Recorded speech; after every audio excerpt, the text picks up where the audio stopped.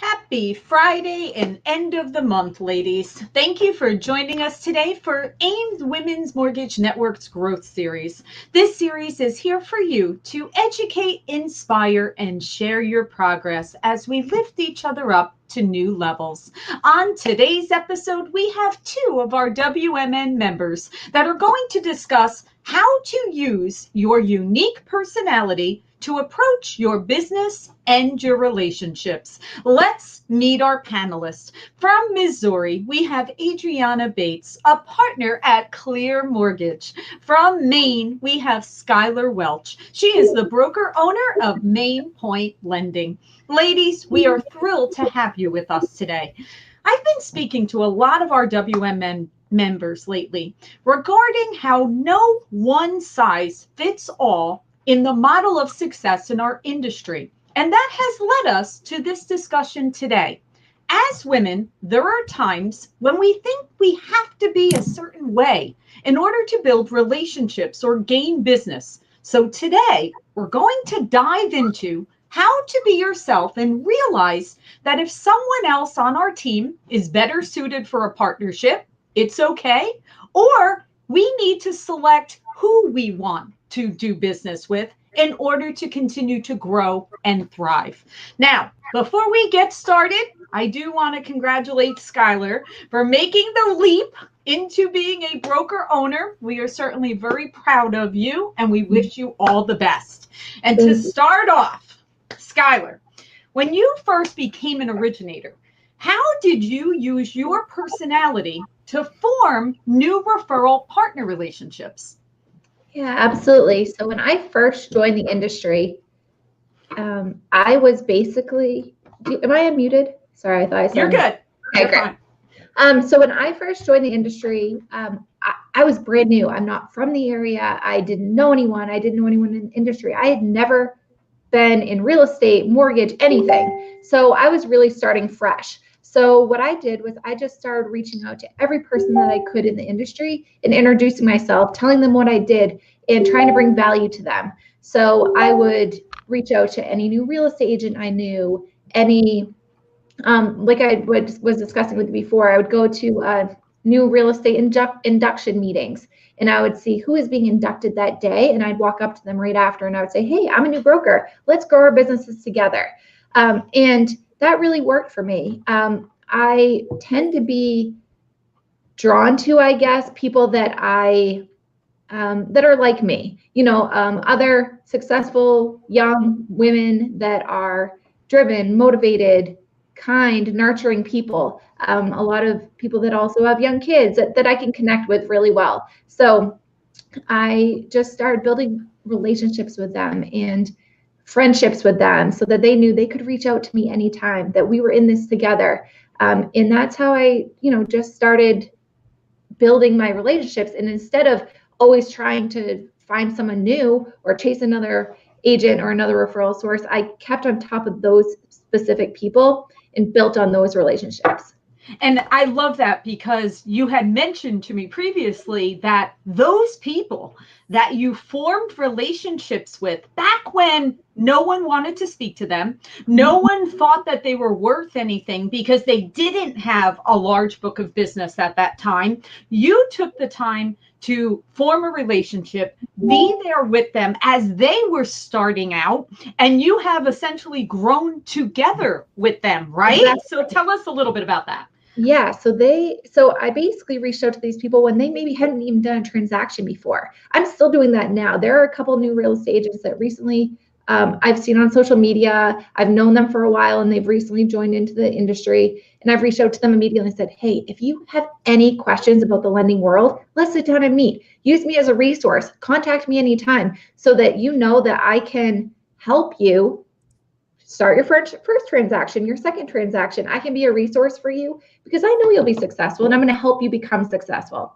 And by doing that, now some of those agents that were the first people that I reached out to are now some of the top agents in the state and do a ton of business. And they're very loyal to me because I took a chance on them from the beginning and I helped them get there. And it's been great. Yeah. Awesome. Awesome. That's wonderful. And it's true. A lot of times we're searching for the big producer or we're Right. trying to crack into this. But if you just spend that time nurturing in the beginning, they will become, maybe not all of them, maybe not all of them are going to be the top producer, but regardless, you don't know. So form those relationships. That's great. All right, Adriana.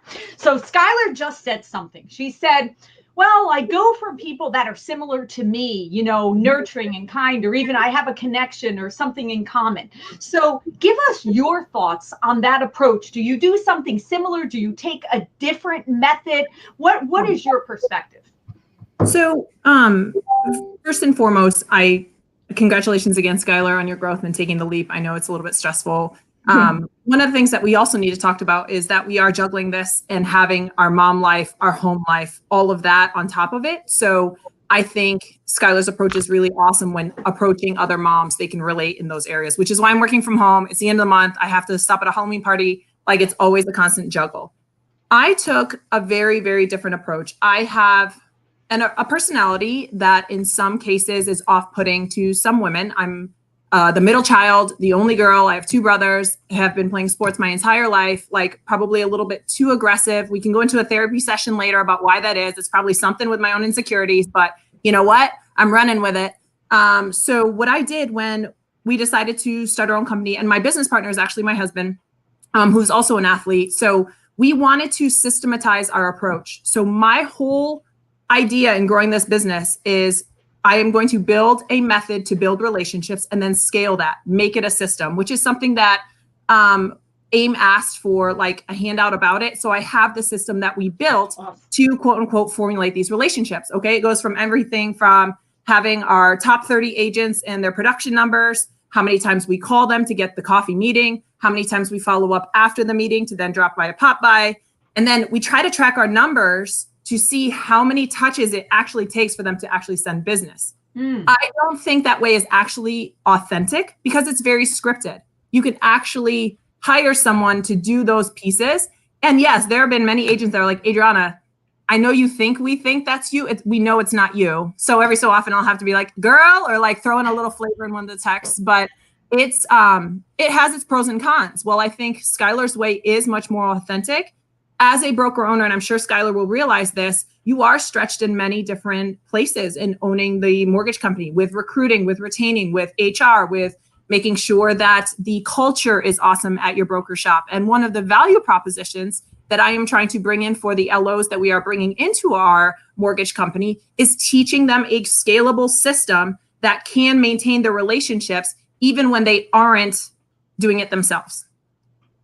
Absolutely. That's great. And that's the beauty of this, Adriana. And that's why it's great to have different perspectives, because there is not one way, right? There is no right, wrong, you should do this, you should do that. That's exactly why we share these different perspectives, because everybody should kind of take what people are recommending or what they do and then say, well, what works best for me? What will work within my business, or what will work within my market, my community? I mean, let's actually even speak about that.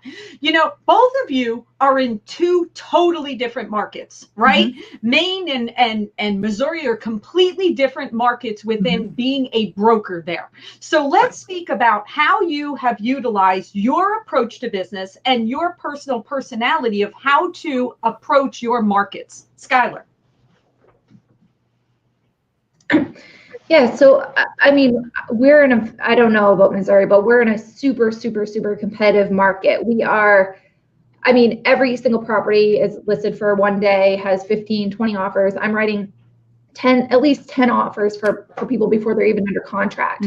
So for me, I have to build that strong relationship with the client from the beginning, because they're probably not going to get that first house. They're probably not going to get the second house. So if I don't build that strong relationship from the beginning and let them know that I'm going to be there for every step of the process, that they could just go to anyone at any time. They're like, well, we didn't get the first 5 houses, but now this other lender is offering us this. We don't have any allegiance to her, so why would we go back to her? So basically, I'm making sure to stay in front of those clients a lot.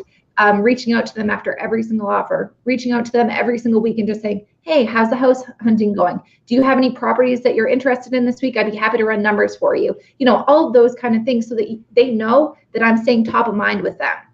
Because in such a competitive market where it may take them weeks, months, who knows how long, there's a mortgage broker around every other corner, that anyone can be trying to swipe that up at all times. So if I'm constantly trying to, let them know that I'm here for them, they're gonna be like, wow, this person really cares about me and cares about my house search. So that's something in this market that, even no matter how busy you are, I'm like, this has to be a priority of mine. I have to make sure I'm staying in front of these clients so that someone else doesn't take them.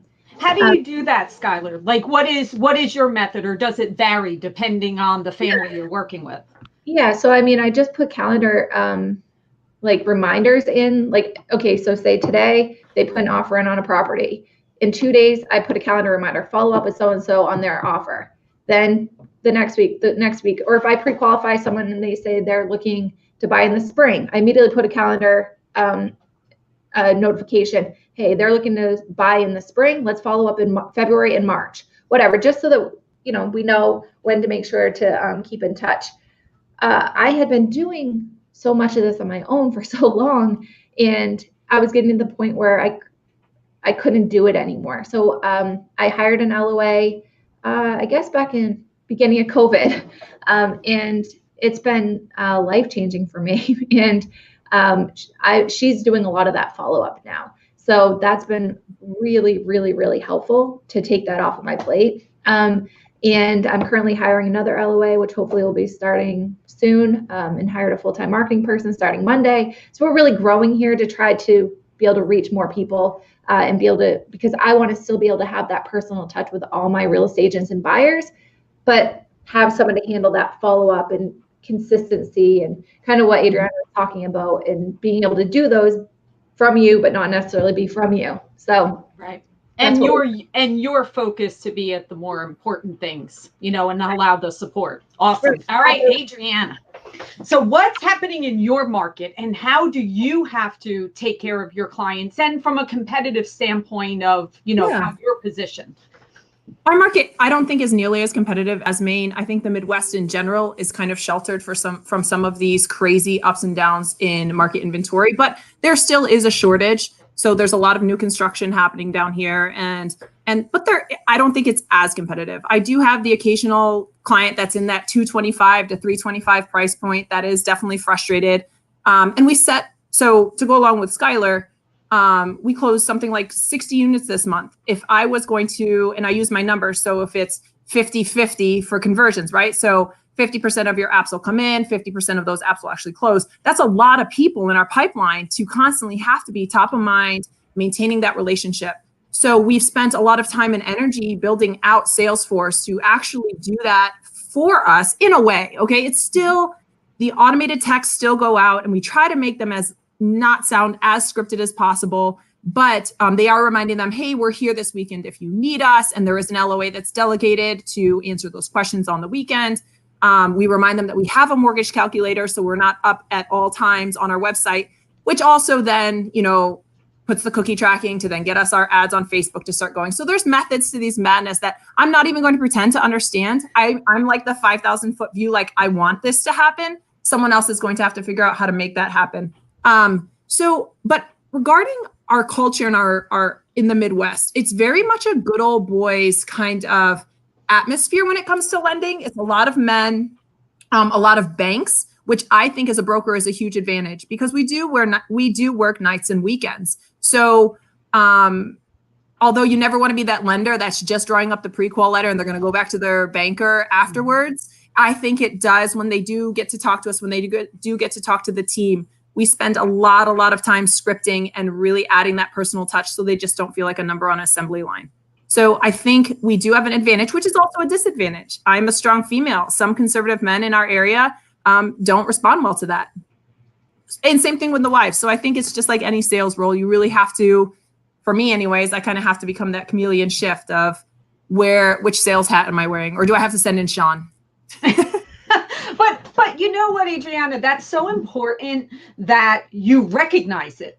You know what I mean? Like, that's the whole value of being a strong woman leader, is that, listen, none of us are always the cup of tea, to whoever we're working with, right? Yeah. Sometimes, and you had even mentioned that on our pre-call, you were speaking about how you recognize that maybe Sean is better with certain people or certain functions. And I actually want to ask that question, and we'll start with Adriana and then go to Skylar. So Adriana, when did you get to that point in business, or did you always recognize it, where you were like, you know what, this is who I am, and I recognize that this is my strength, and this not so much, this might not be my strong suit, but I'll let someone else handle this? Is this really a therapy session? No, I'm just kidding. Again, I feel like this is identifying it. I was never always like this. When I was younger in my career, so I've been in this industry now for 12 years. When I first came in, I thought everyone should love me. I'm an East Coast girl plopped down in the Midwest. Like this, everyone loves me. No one here can compete with me. Like just Uber. I was like, what do you mean you don't want to work with me? Or they don't respond to my text messages. So it did take me a long time to accept the fact that, you know what, some people will like me, some people will love me, and there's going to be a very few that probably can't stand me. I'm just going to choose to work with the people that like and love me. And maybe I don't take rejection very well. So then I will send Sean to the ones that can't stand me and have him do a little bit of follow-up. But he is not the sales guy. He grew up in the Midwest from Western Kansas. Right. So he understands how it is here. He was also a professional athlete. So I think he has a name for himself. People know who he is.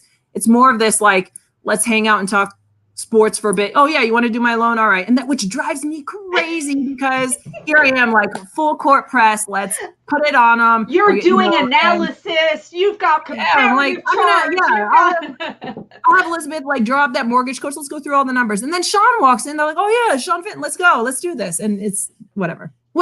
Obviously, I still need to work on this, accepting that not everyone's going to love me. No, I'm just kidding. But it did take me a long time to accept the fact that I am not always going to be the one that people want to work with. And that's okay. It is okay. And that's the biggest point. And Skylar, I'm going to ask you the same question. Like, have you come to that realization in your business also that, and this isn't anything to do with being a woman or a man or whatever. It's just not ever, like Adriana said it. Some people will love us. Some people will like us. Some people just, we're not right for them. And that's okay. That's fine in business. So Skylar, did you come to that realization, and how do you counter it, and what do you do?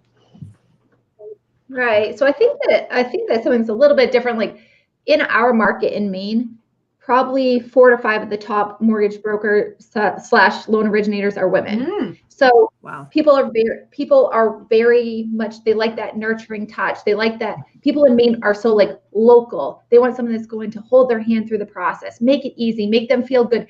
They don't want to feel like they're being sold anything. Right. So I've really taken that approach that I'm here to help you. I'm here as a resource, but I'm not trying to sell you anything. I will give you all of your options and I'll guide you into what is the best option for you, but I'm not going to pressure you into anything. And that's kind of how the mentality of people in Maine are, is that that's what they want. More of something that I've run into as kind of an adversity is that people will say to me like, how old are you? Or like even yesterday, this guy said to me, he's like, you sound like you're like a 17-year-old girl. Like, have you even ever closed a loan? I'm like, well, actually, I just closed like over 300 loans this year already by myself. You know what I mean? Like, yeah, I have. That's kind of adversity where people will say like, can I talk to your boss? Or is there like someone else? Like, because they don't feel like I know what I'm doing because they think I'm like this 17-year-old girl. So how do you handle that, Skylar? What's the recommendation if someone else runs into that? I mean, I just make some joke like, I'm like, yeah, I'm a mom of 3 and I just closed 60 loans this month. You know what I mean? Like I make some joke, like jokingly to them, but it's real life. You know what I mean? You're like, let me go get the owner. Oh wait, you're talking to her. Right. You know what I mean? Like, right. I think that they just automatically, or even when people see me, they think that I'm like this young girl that doesn't have any experience. And really once they are like, oh, I actually just looked you up and I see you're one of the top producers in the country. Like, oh, actually, but I hate that it has to get to that point. I hate that people have to be like, validate that I actually know what I'm doing. Or, but then once people work with me and have a conversation with me and realize that I do know what I'm doing, I do know how to, do a transaction, they feel reassured and they're like, oh, actually, they just immediately make that judgment. And I think that that's kind of been the biggest hurdle for me, because it never has necessarily been that I'm like a woman and they don't want to work with a woman. It's more been like, how old are you? Which is ridiculous, but real life. But you are right. And Adriana even brought it up as a point. I mean, you are now a broker owner, right? Now you have your own organization, which that in itself gives clout and gives that confidence level. So yes, even though, yes, the assumption of youth means lack of experience, of course, you guys are extremely knowledgeable and know your craft well and will do an excellent job for the family. So just own it that you are the owner and you have that confidence going I love it when we get challenged. I absolutely love it. And I thrive in that market. I'm waiting for them. This question, just give them the social validation, have them go to the review. And always have, this is my little trick of the trade too, when they're these rate shoppers, they're always going to be there. Just always love them, Quicken's website right there to be like, actually, let's log on to Quicken's website right now and look at what their advertised rates are. You see that little disclaimer? Yeah, you're paying 2 points for that, honey. And my rate's already lower. Sorry. For me, I use social validation just to my strength. Like, go look, you know what? If I have to sell you about how awesome I am, go look at our reviews, then give me a call back. And then it's like, it's kind of like what Skylar said. You make some joke about it, and they've already got their guard down after that. That's right. Right. They're like, when did you start having kids? They're like, you have 3 kids? Would you have a kid when you were 12? I'm like, no, I didn't. I don't get those comments, Skylar. That's because you have nicer skin, okay? People are like, oh, yeah, you're a mom. Yeah, we can tell. Enjoy it. That's all I will say. All right. So since we're speaking of being a mom, I do have to ask you guys, and it's ironically, you both have 3 children and of similar age. You're actually in a similar situation here. So since you're both the mom of 3 small children, what are your tips for those other moms out there that are trying to have some type of, we'll use the word harmony. Thank you. Of being a top producer. Harmony. So, all right, whoever wants to go first. The reason I jumped up when she said harmony is in our pre-call, I was like, can we please just get rid of this BS? I'm not going to curse because I know that we are supposed to be respectable on this webinar. This BS term of balance. There's never going to be balance. No. In some days, your work life is going to take over your family life, and vice versa. In other days, your family life is going to have to take top precedence over your work life. So we call it this harmonious relationship of which one is carrying more weight on that scale.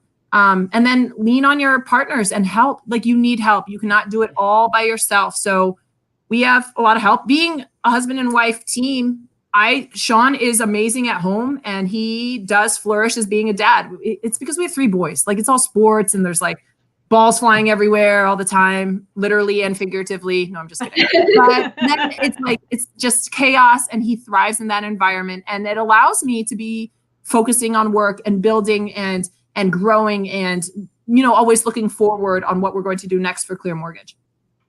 Awesome.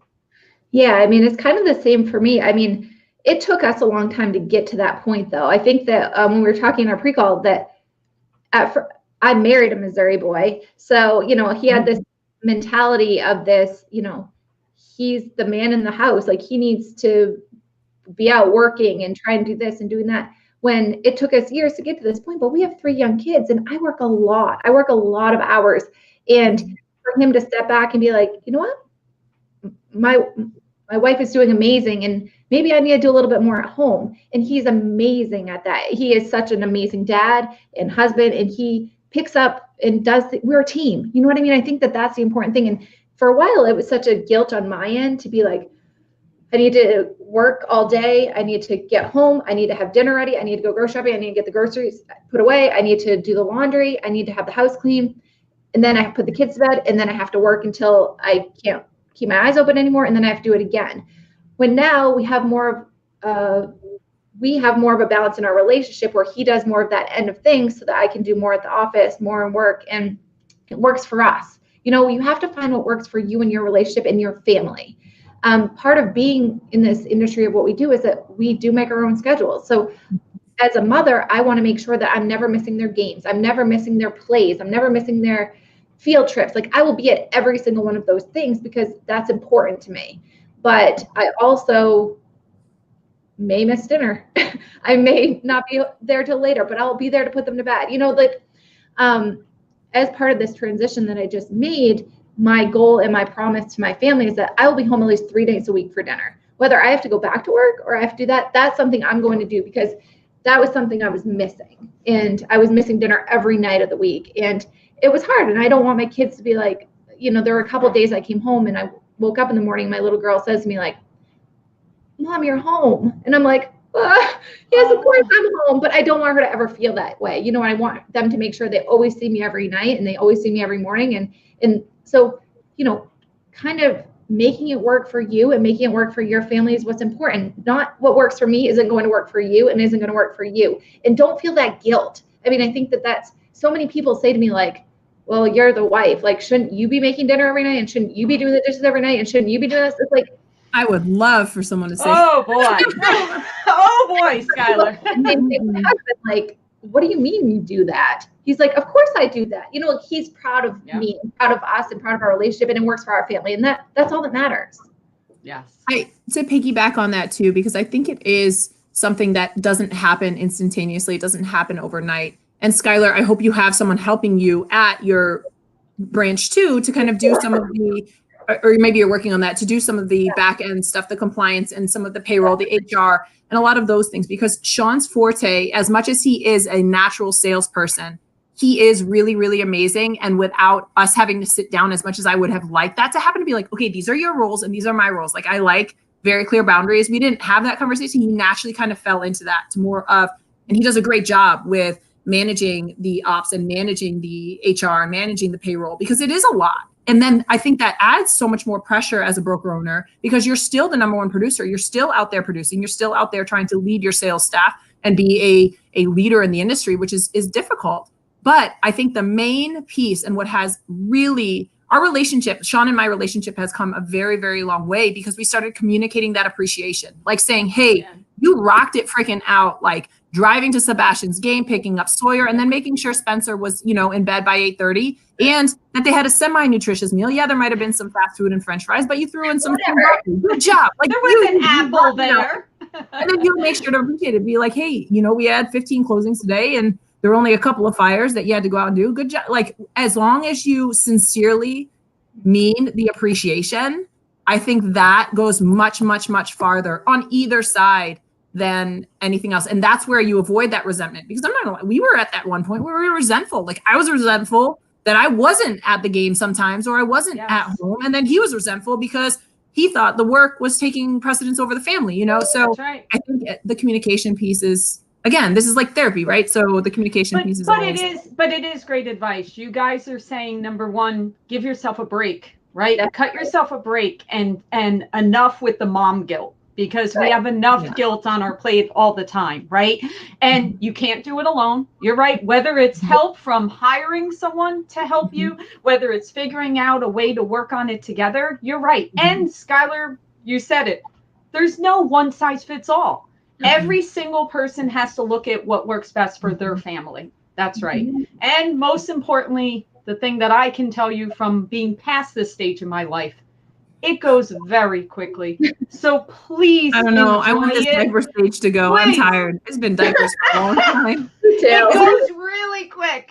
So I know it seems that it will never end, but it does. And so you're doing the right thing in realizing that one of the beauties of being a broker is that flexibility. And you're at least, Skylar, at least we're not pumping on our way to appointments anymore. Do you remember that? Like being like in the car, like driving, and then it's like the biggest joke, like at AIM when I went there, was like, how did you like double your business last year? I was like, well, it was the first year since I've been in the industry that I haven't been pregnant or nursing a baby. Yeah. I mean, look at that. Because it's your life, it's a big deal.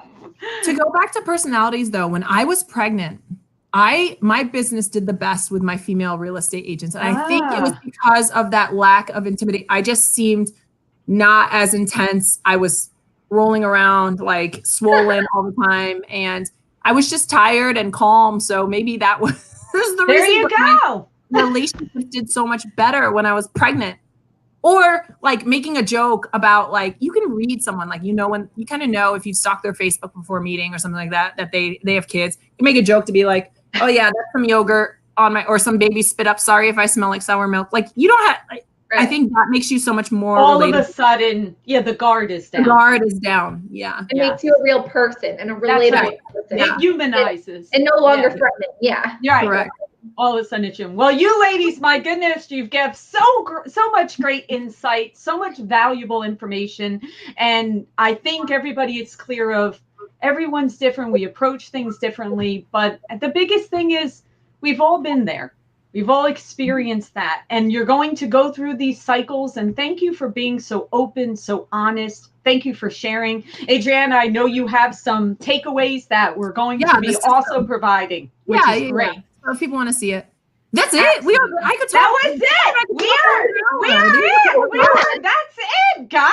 Look, we go back to the end of the month. I could keep going. I mean, you are great. All right. And next week, just to let you know, we are doing a discussion on cultural diversity.